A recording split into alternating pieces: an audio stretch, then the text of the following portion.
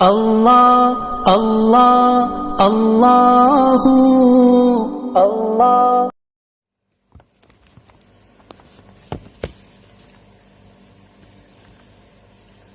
نحمده ونصلي على رسوله الكريم اعوذ باللہ من الشیطان الرجیم بسم اللہ الرحمن الرحیم عن ابی ہریرہ رضی اللہ عنہ قال قال رسول اللہ صلی اللہ علیہ وسلم اکثروا ذکر حازم اللذات یعنی الموت۔ حضرت ابو ہریرہ رضی اللہ تعالیٰ عنہ بیان کرتے ہیں کہ رسول اللہ صلی اللہ علیہ وسلم نے فرمایا، لذتوں کو ختم کرنے والی چیز یعنی موت کو کثرت سے یاد کرو۔ محترم سامعین کرام، آج میں آپ کے سامنے ایک مختصر درس حدیث لے کر حاضر ہوا ہوں۔ اس درس حدیث کا عنوان ہے موت کی یاد۔ محترم سامعین کرام، ابھی میں نے آپ کے سامنے حدیث اور اس کا ترجمہ پیش کیا ہے، جس میں حضرت محمد صلی اللہ علیہ وسلم ارشاد فرماتے ہیں کہ دنیا کی لذتوں کو ختم کرنے والی چیز حازم اللذات، دنیا کی لذتوں کو کاٹ دینے والی چیز یعنی موت کو کثرت سے یاد کرو۔ یہ حدیث جو ہے وہ ترمذی سے لی گئی ہے۔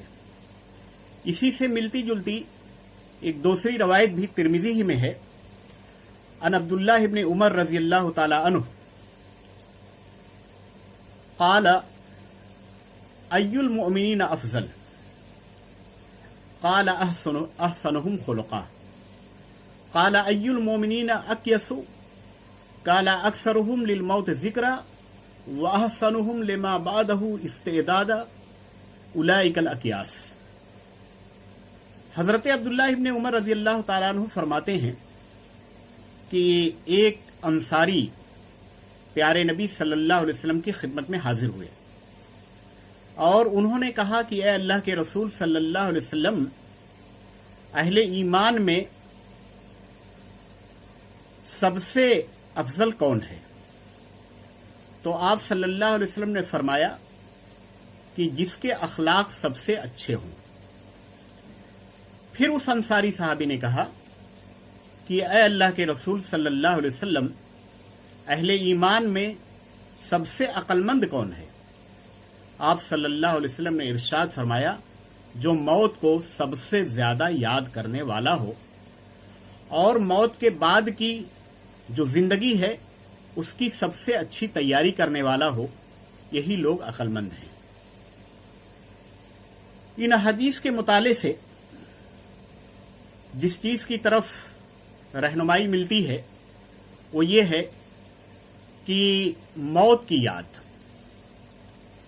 اور یہ موت کی یاد یا موت کو یاد کرنا ایک ایسا عمل ہے جس کی بہت زیادہ ترغیب دی گئی ہے۔ محترم بھائیوں، ہم سب لوگ جانتے ہیں کہ موت ایک اٹل حقیقت ہے، ایک ایسی حقیقت ہے جس سے کوئی شخص بھی انکار نہیں کرتا۔ صرف مومن ہی نہیں بلکہ اہل ایمان کے علاوہ دوسرے مذاہب کے ماننے والے، حتیٰ کہ وہ لوگ جو خدا کے وجود کے منکر ہیں، وہ بھی موت کا انکار نہیں کر سکتے۔ اور جو ہے یہ ایک ایسی چیز ہے موت کہ جب حضرت آدم علیہ الصلاۃ والسلام کو اللہ نے زمین پر بھیجا تو زمین پر بھیجتے ہوئے ہی کہا تھا کہ وَلَكُمْ فِي الْأَرْضِ مُسْتَقَرٌّ وَمَتَاعٌ إِلَىٰ، کہ زمین میں جاؤ، وہ تمہارے لیے مستقر ہے اور اس میں تمہارے لیے سامان زیست ہے ایک متعین مدت کے لیے۔ یعنی جو ہے وہ جو دنیا کی زندگی ہے اس کے بارے میں پہلے انسان کو ہی یہ حقیقت بتا دی گئی تھی کہ وہ ہمیشہ کی جگہ نہیں ہے بلکہ چند روزہ ہے اور پھر تم کو واپس آنا ہے۔ تو یہ موت ایک ایسی حقیقت ہے کہ جس سے مسلمان کیا کوئی کافر بھی اس کا انکار نہیں کرتا۔ قرآن مجید میں موت کو جو ہے وہ الیقین سے تعبیر کیا گیا ہے۔ لفظ الیقین سے اسے کہا ताबीर किया गया है, यानी एक ऐसी हकीकत कि जो बिल्कुल यकीनी है, बदीही है, जिससे कोई इनकार नहीं किया जा सकता। वअबुद रब्बका हत्ता यातियकल यकीन, कि अपने रब की इबादत करो यहां तक कि मौत का वक्त आ जाए। और हम ये भी देखते हैं कि हमारी जिंदगी में भी बहुत सारी चीजें ऐसी हैं जो हमें मौत की याद दिलाती रहती हैं। खास तौर से हम रोजाना सोते हैं, सोना भी एक तरह की मौत है, नींद भी एक तरह की मौत है। और जो है रसूलुल्लाह सल्लल्लाहु अलैहि वसल्लम ने सोते वक्त और बेदार होते वक्त जो दो दुआएं आपने मांगी हैं और जो अपनी उम्मत को सिखाई हैं, इसमें भी मौत की याद दहानी है। आप हजरात अच्छी तरीके से जानते हैं कि जब हम बिस्तर पर जाते हैं तो उस वक्त भी हम मौत को याद करते हैं और हम दुआ पढ़ते हैं कि अल्लाहुम्मा बिस्मिका अमूत व अहया। तो यहां पर जो है वो अहया और अमूत के लफ्ज हैं, यानी ये कि जिंदगी और मौत। ये अल्लाह, मैं जो है तेरे नाम से, अब तेरे नाम से जिंदा हूं और तेरे ही नाम से मैं मरता हूं, तेरे ही नाम से मुझे मौत आएगी।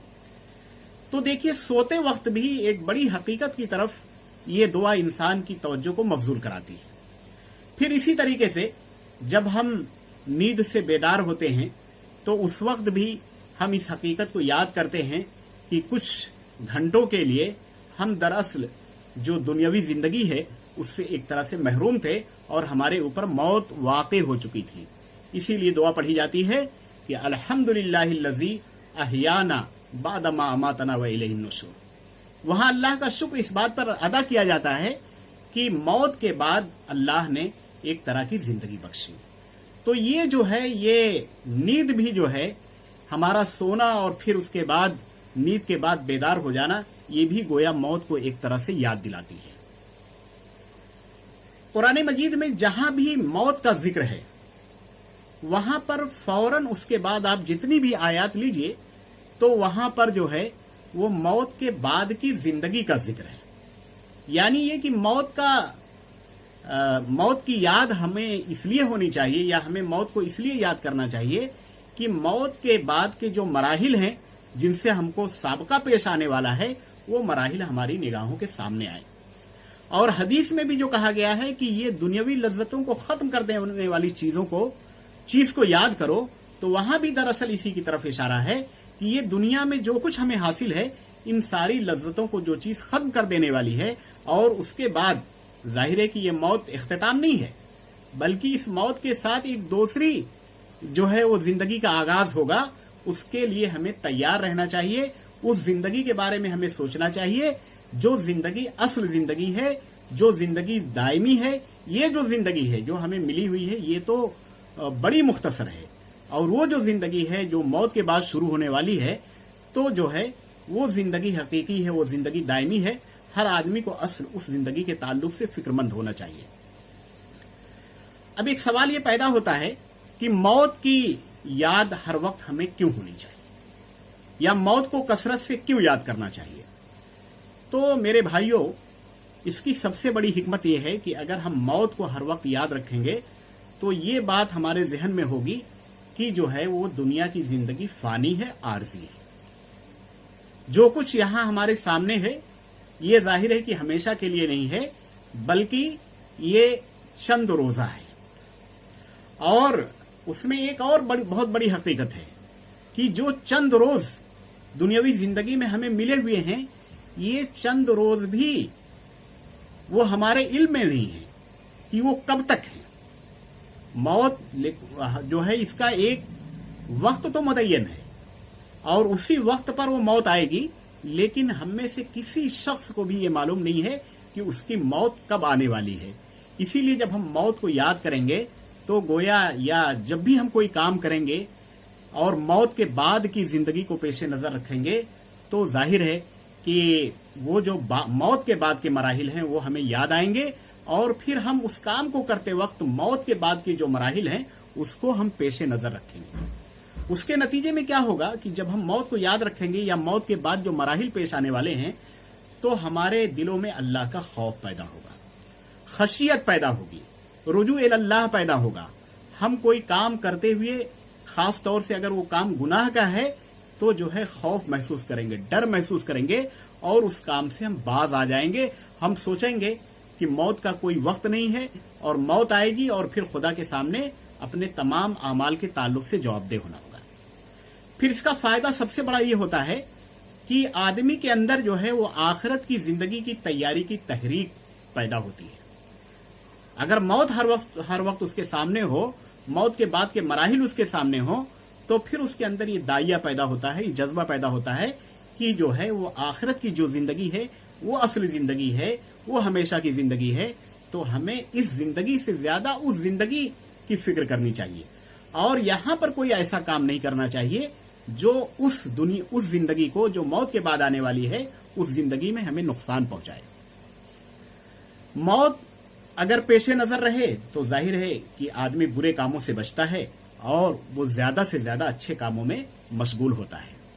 अब एक चीज ये है कि मौत को याद कैसे रखा जाए, इसलिए कि हदीस में है कि अक्सरू जिक्र हाज़िमल लज़्ज़ात, कसरत से जो है वो मौत को याद रखो, लज्जतों को खत्म कर देने वाली चीज को याद रखो। इस सिलसिले में भी चंद चीजें बहुत अहम हैं। पहली चीज तो ये है कि रोजमर्रा की जिंदगी में भी मौत के ताल्लुक से हमें गुफ्तगू करनी चाहिए। आज इस बात पर अफसोस होता है कि हमारी जो मजलिसें हैं, हमारी जो रोजमर्रा की जिंदगी है, इसमें मौत का जिक्र बहुत कम होता है। इल्ला ये कि हम में से कोई शख्स दुनिया से जाता है और चंद लम्हों के लिए जो है वो हमारे यहाँ उसका जिक्र होता है, लेकिन मामूल की जो हमारी जिंदगी है, जो नॉर्मल जिंदगी है, उसमें मौत का तज़किरा बहुत कम होता है। जबकि हम अगर प्यारे हदीस का मुताला करें या नबी करीम सल्लल्लाहु अलैहि वसल्लम की जिंदगी का मुताला करें तो हमें वहां ये चीज मालूम होगी कि कसरत से मौत का जिक्र होता था, मौत के बाद की जिंदगी की बातें होती थी, उसको लोग याद करते थे, उसको याद करके रोते थे। उन मनाजिर से जो है लोगों के रोंगटे खड़े हो जाते थे, लोगों की आंखों से आंसू निकल पड़ते थे। तो ये कैफियत हमारी होनी चाहिए कि हमारी रोजमर्रा की जिंदगी में भी मौत को हमें याद करने की कोशिश करनी चाहिए।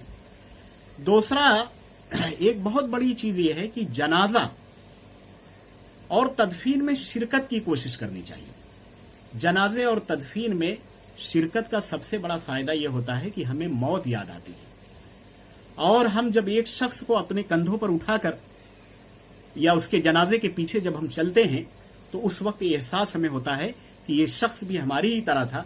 जिस तरीके से इसे आज मौत हो गई, और हर तरह की अमवात होती हैं, उसमें जवान की भी होती है, बूढ़े की भी होती है, बच्चे की भी होती है, हर उम्र की होती है, हर मौसम में लोगों की अमवात होती हैं। तो वो एक इस्तेहजार का, मौत को याद करने का बेहतरीन मौका होता है कि उस वक्त हम अपनी मौत को याद करें और आखिरत की तैयारी करें। इसी तरीके से ज़ियारत क़ुबूर का मामला है। इब्तिदा में जो है वो लोगों को प्यारे नबी सल्लल्लाहु अलैहि वसल्लम ने कब्रों की ज़ियारत से मना कर दिया था, लेकिन बाद में आप सल्लल्लाहु अलैहि वसल्लम ने बाकायदा इसका हुक्म दिया कि कब्रों की ज़ियारत करो, और उसका मकसद आप सल्लल्लाहु अलैहि वसल्लम ने फरमाया कि कब्रों की ज़ियारत करने का फायदा यह होता है कि इससे जो है वो दुनिया से बेरगबती पैदा होती है, ज़ुहद पैदा होता है और आखिरत याद आती है। हजरात साहबे किराम रिज़वानुल्लाह ताला अलैहिम अजमईन के सिलसिले में बहुत सारे वाक़यात हैं, उसका जिक्र यहाँ मौका नहीं है, लेकिन खास तौर से हजरत उस्मान रज़ी अल्लाह ताला अन्हु के बारे में ये बात हदीस में मिलती है कि हजरत उस्मान रज़ी अल्लाह ताला अन्हु जब किसी कब्र के पास से गुजरते थे या किसी कब्रिस्तान के पास से गुजरते थे तो ज़ारो कतार रोते थे। लोगों ने एक बार कहा कि जन्नत का जिक्र होता है, क़यामत का जिक्र होता है, अजाब का जिक्र होता है, तब तो आप नहीं रोते, लेकिन जब आप किसी कब्र के पास से गुजरते हैं तो आप इस कदर क्यों रोते हैं? तो उन्होंने कहा कि मैंने रसूलुल्लाह सल्लल्लाहु अलैहि वसल्लम को ये इरशाद फरमाते हुए सुना है कि कब्र आखिरत की मंजिलों में पहली मंजिल है।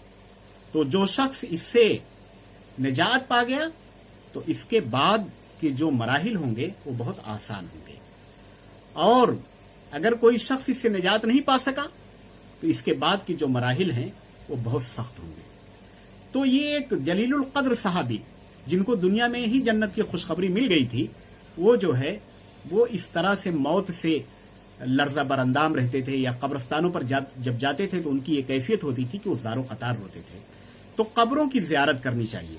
اور پھر وہاں جانے کے بعد جب آپ قبرستان میں جائیں تو وہاں پر جو ہے وہ جو میت ہے جس کو آپ جانتے ہیں ان کے بارے میں آپ یاد کریں، اور پھر ان کی زندگی کے بارے میں یاد کریں کہ کیسی شاندار ان کی زندگی ہوتی تھی، کیسی پرتعیش ان کی زندگی ہوتی تھی، کیسے فعال وہ لوگ تھے، کیسے بہادر اور طاقتور لوگ تھے، اور آج وہ قبر میں پڑے ہوئے ہیں. تو جب آپ یہ سب چیزیں یاد کریں گے، غور کریں گے، تو آپ کو موت کی یاد آئے گی. یکا و تنہا سفر کریں قبر کا تو یہ زیادہ بہتر ہے. وہاں خاموشی کے ساتھ بیٹھیں، استغفار کریں، اور جو ہے جو لوگ انتقال کر گئے ہیں ان کے لیے دعا کریں. اپنے بارے میں بھی سوچیں کہ ایک روز ہمیں اسی قبر میں، ایک دن اسی قبر میں ہمیں بھی آنا ہے، ایک دن یہیں پر آ کر ہمیں بھی سونا ہے، ہمیں بھی اسی مٹی میں رہنا ہے، ہمیں بھی ایک دن کیڑوں کی غذا بن جانی ہے. تو اس طریقے سے آدمی جو ہے قبر میں اگر بیٹھے گا، قبروں کی زیارت کرے گا، تو انشاءاللہ اسے آخرت کی یاد آئے گی.